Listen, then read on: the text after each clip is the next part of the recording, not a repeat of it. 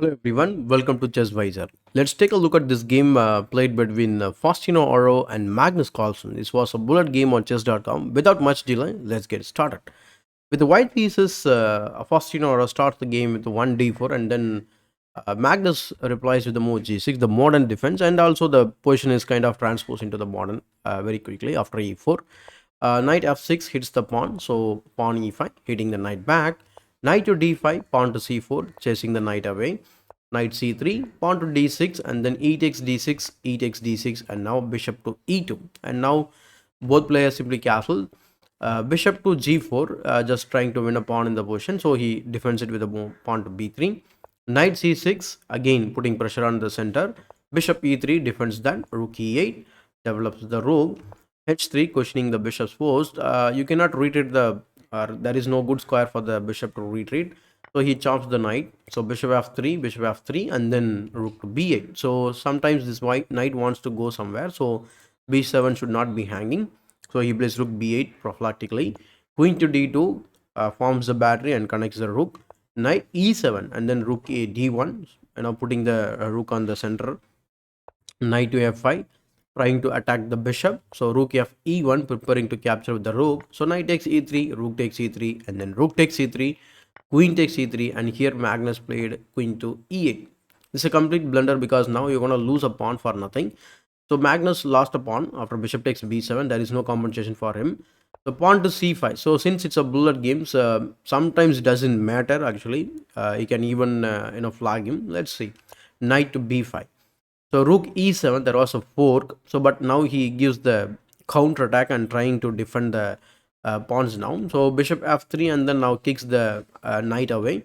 So here instead of taking the d6, so he could have captured it actually. Knight takes d6 and then bishop takes d4, and then the game continues.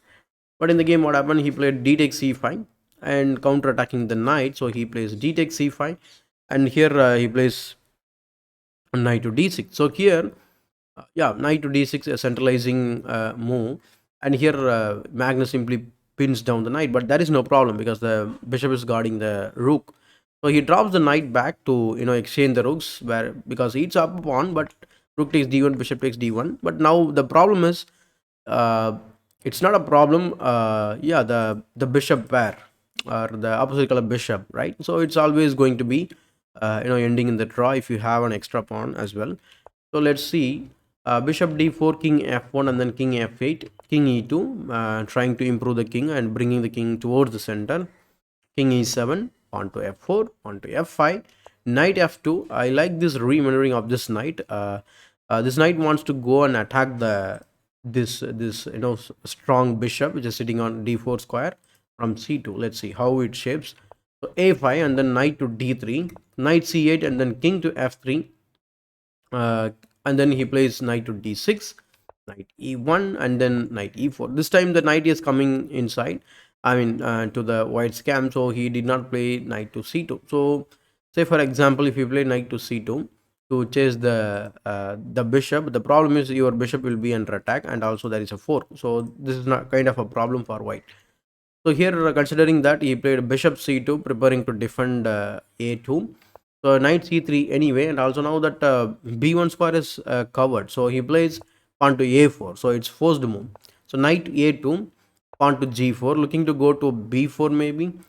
King f6 and then knight to d3. So here after knight to d3, he plays knight c3 back, and instead of that, he could have tried this move as well. So since it's a opposite color bishop ending, he could have traded the knight and go for this kind of ending, but he has the pass pawn, so you should be careful. But in the game, what happened? He played knight c3, and then after knight c1, you won't believe this move, but Carlsen played this knight a2, which blunders a complete piece. So he immediately captured it. Knight takes a2, bishop to b2, g takes f5, and then g takes f5, bishop d3, king e6, king e2, and then king f6, king to d2, king e6, and then knight c3, just saving the knight because the knight was not having an escape square, so the king was needed to help him. So king f6, knight to d5 check, and now the knight goes in the center. King e6, king c2, bishop f6, and then he plays knight takes f6, king takes f6, and here Faustino plays king to d2, and in this position Magnus Carlsen simply resigned the game. And this is the youngest player to beat Magnus, who is just 10 years old, and he is the youngest player to achieve FIDE master title with a rating of 2300, and also he is the youngest player to achieve the IM norm in the chess history. So 2023. You enjoy this quick review of this game, and what are your thoughts about this player, the young player Faustino Oro from Argentina? Let me know your ideas, thoughts in the comment section below. If you like this video, please give it a thumbs up. Still, if you're not subscribed to my channel, consider subscribing to it. As usual, this is Chess Wiser, your wise choice to improve your chess.